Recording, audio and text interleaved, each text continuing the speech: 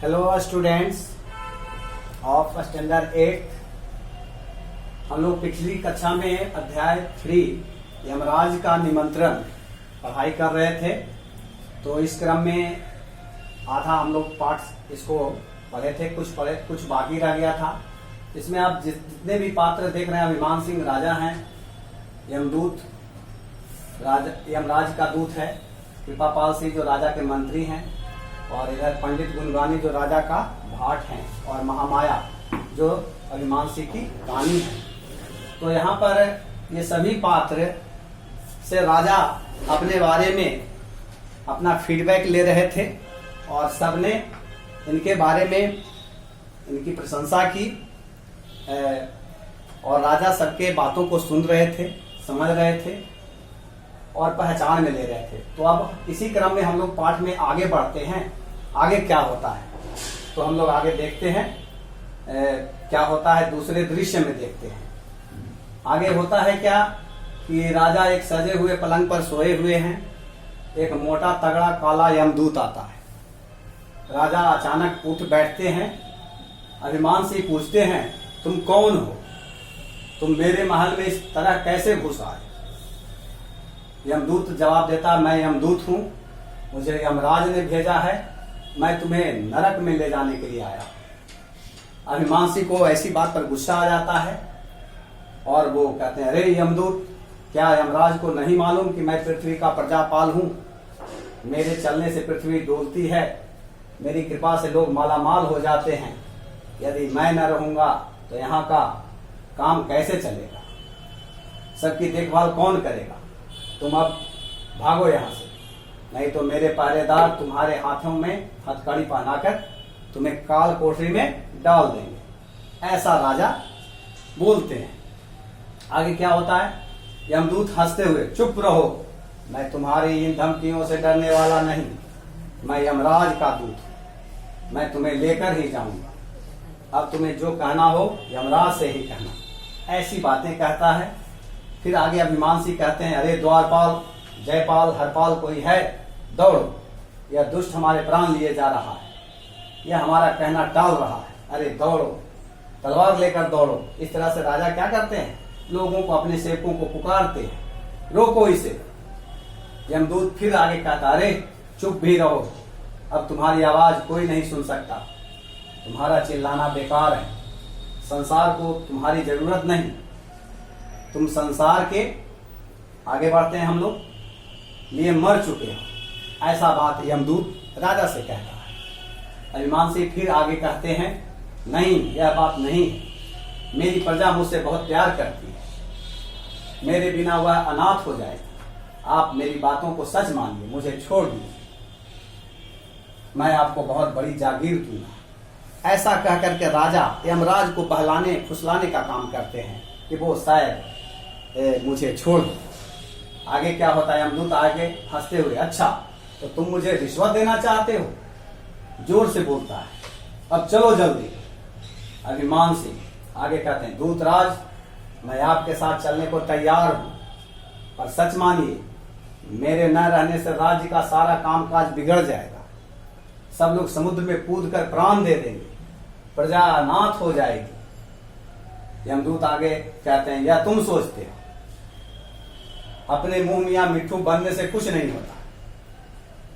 तुम्हारे मरने से 3 आदमी भी दुखी होते तो मैं तुम्हारी प्रार्थना मानकर तुम्हें कुछ दिन और धरती पर रहने देता।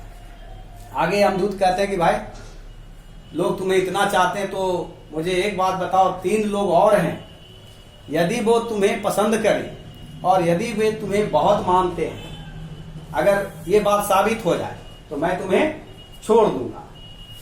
तो अभिमान सिंह कहते हैं, आप विश्वास कीजिए, लोग मेरे बिना बहुत दुखी होंगे, चाहे तो परीक्षा लेकर देख लीजिए। यमदूत आगे कहता है, अच्छा बताओ, मैं किन 3 लोगों से पूछूं कि उन्हें तुम्हारी जरूरत है या नहीं? ऐसा सवाल यमदूत करते हैं राजा से।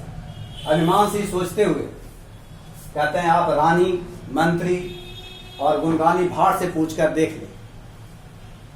यमदूत आगे कहते हैं, अच्छा तुम सांस रोक कर पड़े रहो, मैं तुम्हारे ऊपर एक चादर डाल देता हूं, मैं धर्मराज का रूप धारण कर लेता हूं ताकि वे सच सच बोल दे। बोलो, स्वीकार है तुम्हें? अभिमानसी कहते हैं, हाँ स्वीकार है। यमदूत राजा को चादर से ढककर लिटा देता है और स्वयं वेश बदलकर धर्मराज के रूप में आ जाते हैं और रानी को बुलवाता है। यमदूत धर्मराज के वेश में है, कहते हैं, हे महारानी, यह आपके पति का शव है, क्या आप चाहती हैं कि मैं इन्हें जिंदा कर दूं? महामाया कहती है, नहीं महाराज, मैं तो इनसे बहुत परेशान थी। अच्छा है, अब मेरा बेटा राजा बनेगा और मैं राजमाता कहलाऊंगी। फिर आगे देखिए क्या होता है इससे। यमदूत, अच्छा अब आप जाइए। तो ये महारानी ने जो बातें कही, इसका जवाब सुनकर धर्मराज उनको जाने का आदेश देते हैं। इसी समय मंत्री का प्रवेश होता है। मंत्री कहते हैं, कहिए प्रभु, क्या आज्ञा है? तो यमदूत कहते हैं, राजा का सब देख रहे हो, क्या इन्हें कुछ दिन और संसार में रहना चाहिए? तो मंत्री कहते हैं, महाराज, मैं तो इनसे बहुत परेशान था, ये मेरी कोई बात नहीं सुनते थे, बस अपनी ही कहते रहते थे, खुद तो पागल थे ही, मुझे भी पागल बना दिया था। यमदूत आगे कहता, अच्छा जाओ। इस तरह से मंत्री भी चले जाते हैं।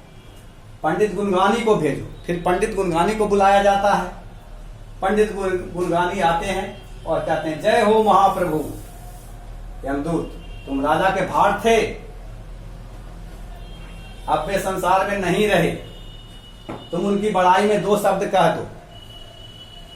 तो पंडित गुनगानी कहते हैं, प्रभु क्या कहें, राजा तो ऐसा घमंडी था कि पूछो मत, अपनी झूठी प्रशंसा से फूला रहता था। हम तो झूठी प्रशंसा करते करते थक गए, अच्छा हुआ जान छूटी, अब हमें और झूठ तो न बोलना पड़ेगा।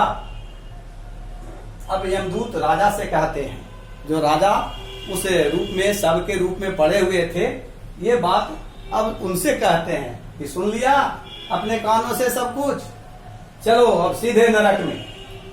यमदूत राजा को ले जाता है और पर्दा गिरता है। तो ये कहानी नर्मदा प्रसाद खरे की लिखी हुई है नाटिका, बहुत सुंदर है, इसका मंचन भी किया जा सकता है। लेकिन इसमें दिखाया गया है कि वास्तव में हम जैसा सोचते हैं या कोई भी व्यक्ति जैसा अपने बारे में सोचता है, क्या लोग उसके बारे में वैसा सोचते हैं? तो इसी बात को यहाँ पर खंडन किया गया है कि हमारी सोच जैसी है, ऐसी सोच क्या हमारे प्रति और लोग रखते हैं? इसी का इस पाठ में आपने देखा कि वर्णन किया गया है, किस तरह से राजा के प्रति लोगों का भाव था। मुंह पर तो राजा को लोग बहुत कुछ कहते थे, उनकी बड़ाई करते थे, लेकिन पीछे में लोग उनसे नफरत करते थे। तो ये बातें कब जाहिर होती है? जब आदमी अपने आप को, अपनी कमियों को समझे। जो लोग अपनी कमियों को समझते हुए उसे दूर करते हैं, वो निश्चय ही प्रशंसा के पात्र होते हैं। तो इस कहानी का समापन होता है और साथ साथ आपको इसमें कठिन शब्द दिया गया है। आप लोग इसे फेयर कॉपी में डालेंगे, इसे रिवाइज करेंगे, याद करेंगे और पाठ को पुनः आप लोग फिर बुक में पढ़ें, वीडियो के माध्यम से भी इसको सुने समझें। मैं समझता हूं कि इसका जवाब आपको बनाने में कहीं कोई प्रॉब्लम नहीं होगी। आज के लिए बस आपको इतना ही कार्य दिया जा रहा है। आप लोग इस पाठ को पुनः फिर पढ़ें, एक बार नहीं 2 बार पढ़ें। 2-4 बार पढ़ने से क्या होता है कि पाठ की समझ बनती है, आपका शब्द भंडार बढ़ेगा और आप में निखार आएगा। तो इसलिए आज इतना ही कार्य आपको दिया जा रहा है पाठ समापन के साथ साथ, और शेष कार्य हम लोग अगली कक्षा में करेंगे। बस बहुत बहुत धन्यवाद।